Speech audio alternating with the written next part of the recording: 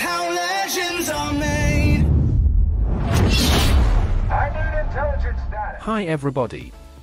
How are you all doing today? This is BA Bad One, and on this video, I will show you a game I played in Ochakov. She was a campaign ship in March of 2021 and is a great money maker.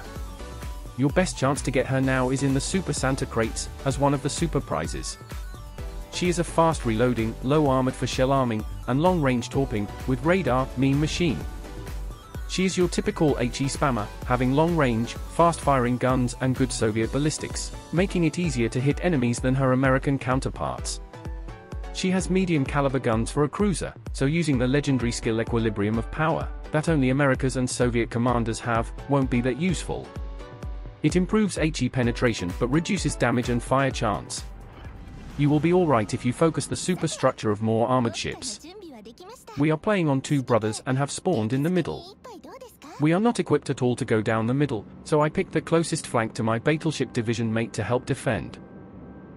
Usually domination matches are preferable for the middle rush in this map, as teams tend to spread out more and not position so close to the base. I am using Asia Lane Aurora Commander, because of her unique perk Hammering Strikes. This allows me to get 10% extra HE damage, which is this ship's main focus, although you also get 10% extra AP damage, but worse shell grouping. On the regular commander, Kuznetsov, the choice you have is Punch Through, that gives you better AP damage only and penetration, without drawbacks.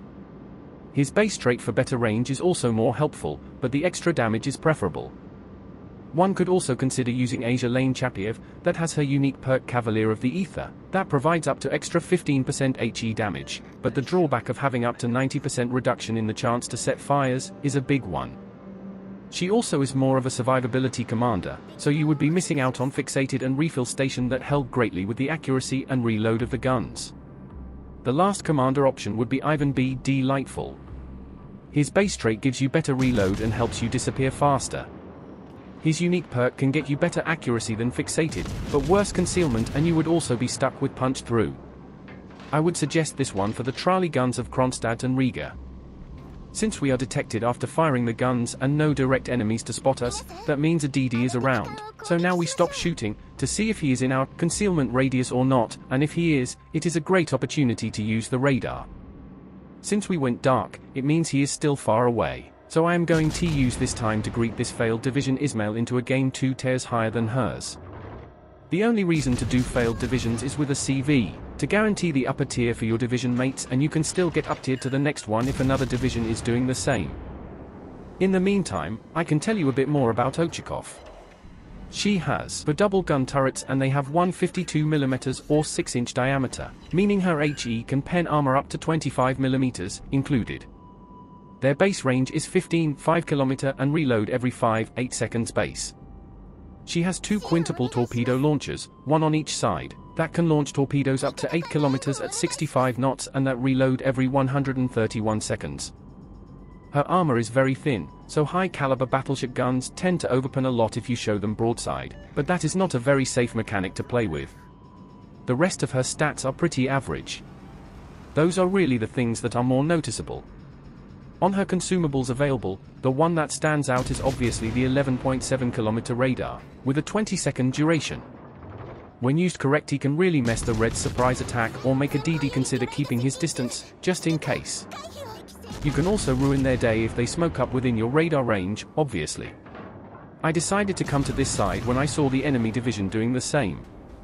Because since the enemy team's strong side seems to be this one, this is where I will have a target-rich environment. So far, our left flank is pushing nicely and we can try to pinch the enemy where they stand. One of the downsides of not spreading your ships and clumping them all in a few grid squares.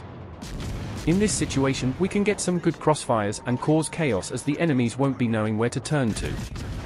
They keep pushing to this side, however, as the York from the failed division makes a bold push forward. Along with his division mate, the Ismail and the Akatsuki I just radared, knowing that the radar would be on cooldown for a while. Even though Ismail is a tier 5 battleship, precaution is necessary, as the sheer amount of guns she has is more than enough to blow us to smithereens. Therefore, this island in front of us will have to serve as a block between us. I have been constantly firing, with my allies, on these enemies. But somehow, they persevere and things about to turn to the worse, as our teammates will start to drop dead. We are capturing the enemy team's base, but the loss of our allies will turn the advantage to the Reds. We are losing teammates on both fronts because we are being focused one by one.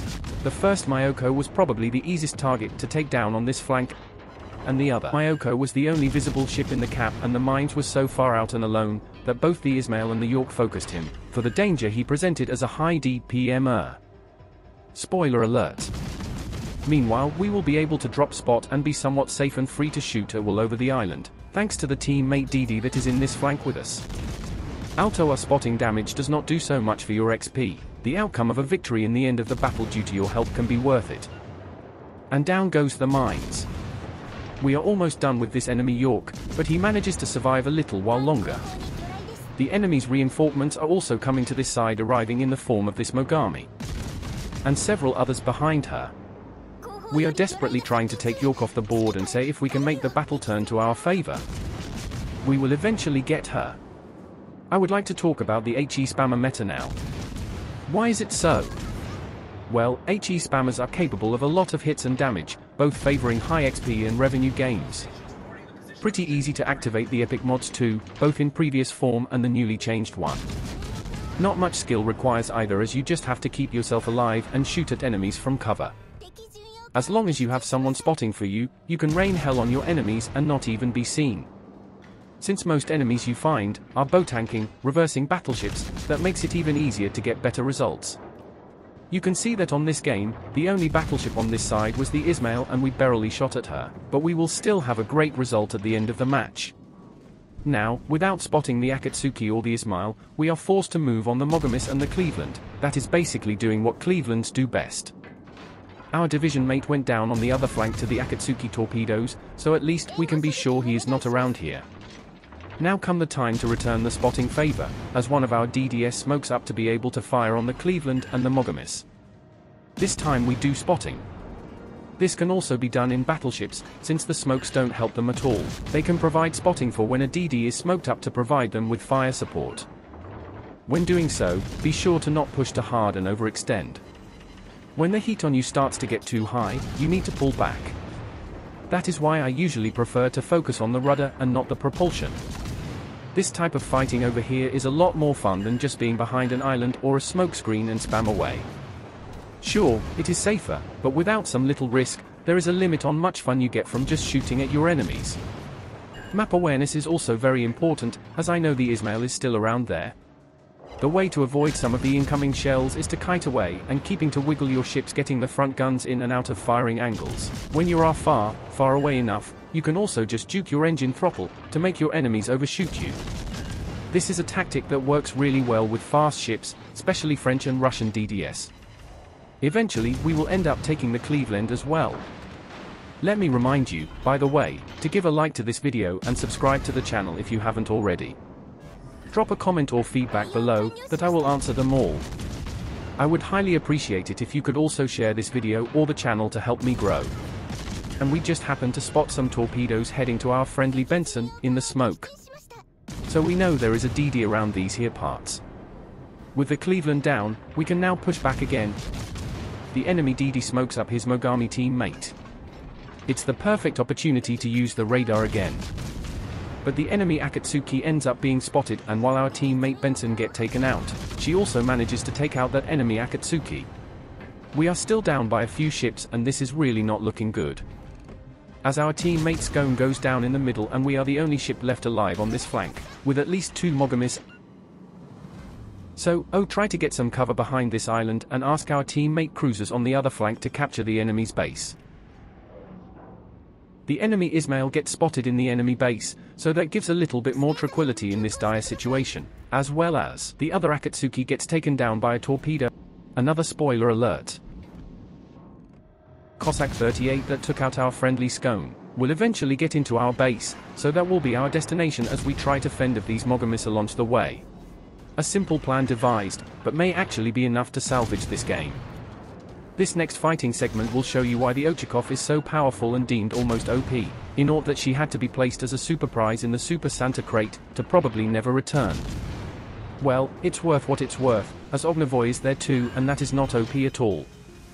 The reason I focus on reload and fire on commander builds is that those affect the game at any range, and have effective results in the outcome of a direct confrontation. The range is nice to have a bit more, but not as significant, and I only have that mod selected, because it also increases the accuracy, while the reload one deteriorates gun traverse, so it's kind of a win-win situation.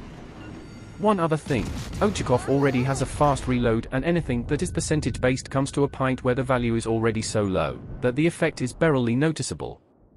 On the other hand, things like big ranges, reloads, speed and concealment get highly affected by any percentage change made to them, so take that into consideration when building your ships.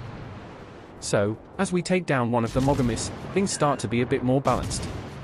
If I could take one down while under fire by two ships, the other one shouldn't be much of a problem. Our teammates are also fighting by the enemy base, and I still have one radar to use against the enemy Cossack 38, so things are sort of going according to plan. We are already close to 125,000 damage, and that would be the 4th activation of an epic mod. We are not even using a reload mod, imagine if we were. Hopper, we get some of those mods in the near future, so there are a lot more used, as I have several ships, I would like to use them in. By the looks of this battle, the changes to the epic mods will be highly appreciated by DPMers, as counting the hits, I would only be in a 3rd iteration of one. When the enemy Ismail takes down our Akatsuki, that spells doom for our game, as now we have basically no chance to win, unless all enemies are destroyed, and there is no longer enough time for that. So all we can do now is trying to improve our XP and earnings a little more, before the end of the match. I took the opportunity to use this video, because of the high income reward I will get in the end, as now we have received the final batch of T8 ships, and again, we will need to gather at least the sum of 150,000 credits to purchase them all, let alone equip them. Adriatico will only be available next update, but you might as well start preparing the paycheck. I still have Tech Tree ships from Tier 6 and forward that are not fully upgraded. When I get all the Tier 8 ships, I will go back to purchasing the weekly 3 commander crates and use the remaining weekly credits to upgrade the ships I may need. Like it or not, how good you do in battle affects the rate that you can get universal commendations and progress your commanders, both by credits and purchasing said crates as by purchasing commanders themselves using the commander XP you win. Insignias are limited by the amount of time required to complete missions and campaign rewards. Of course, the size of your wallet also affects things, as all of them can be crate rewards and they are easier to get in some of them. Well, by the looks of things, we are not able to reach the base on time to use the radar and hit the enemy Cossack 38 to reset it, while also getting some defender ribbons that are also very good for XP. Anyway, I hope you enjoyed the battle, give it a thumbs up if you did and subscribe to the channel if you haven't already. Leave any feedback and comments in the section below, and I will answer them all. Share the video with anyone you think may be interested, I highly appreciate it. So, we end up with close to 1 million credits and more XP than the top enemy, on a loss. Thank you very much for watching. Good games and goodbye. Our team depends upon you. Much obliged, Commander. That's how it's done. Nice work. Good game, everyone. Bye, have a great time.